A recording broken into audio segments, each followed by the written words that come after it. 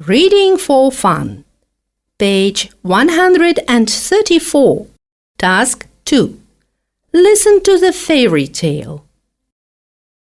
Dragon Soup, after Tom McGovern.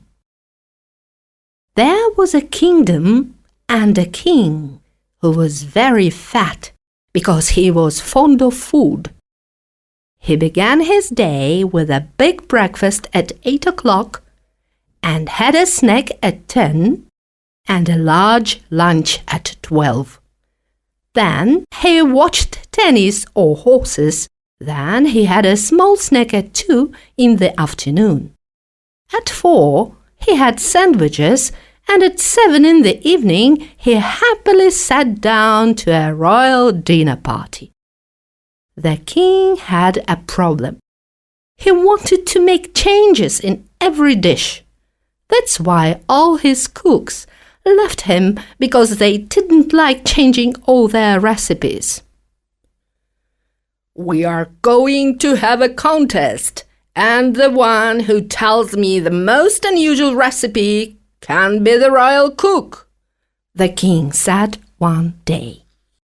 The next day, all the people who thought they were good cooks came to the king's castle.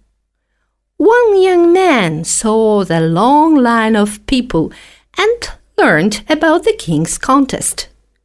He learned about the problem that the cooks had with the king. They didn't like the king, who told them what to do, put things in their pots, and did cooking himself. So the young man thought little and got into a line. In the afternoon, he finally came inside the palace. "What's your name and recipe?" the king asked. "I'm Klaus Dickenspiel, Your Majesty. I've got a recipe of a dragon soup," the king said. "That's interesting. What's in it?" "Oh, I can't tell you," answered Klaus. "It is a secret in my family." "I understand," said the king. "But if we can get a dragon, you must cook it for me. You're the new royal cook now." Klaus felt good. When the king wanted any dish, Klaus asked him, "Would your Majesty tell me exactly how you want this dish cooked?" The king was happy not only to give him instructions, but to cook happily in the kitchen. Klaus only kept saying, "Oh, I usually use the same method."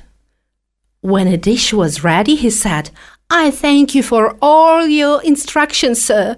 Now I can invite you to the dinner party." Time passed. One morning, the king shouted, "Surprise! Now you can cook your special dragon soup. I'm not going to come into the kitchen. I remember, it's your secret." The soldiers brought the cage with a real dragon. Klaus looked at it and saw a tear on the dragon's cheek. "Are you going to kill me?" he asked. "Believe me, dragon," said Klaus, "I don't want to cook you. I just wanted to fool the king and show I was a cook. I can't make any soup." "Oh, it's easy," said Dragon. "Can you cook?" asked Klaus.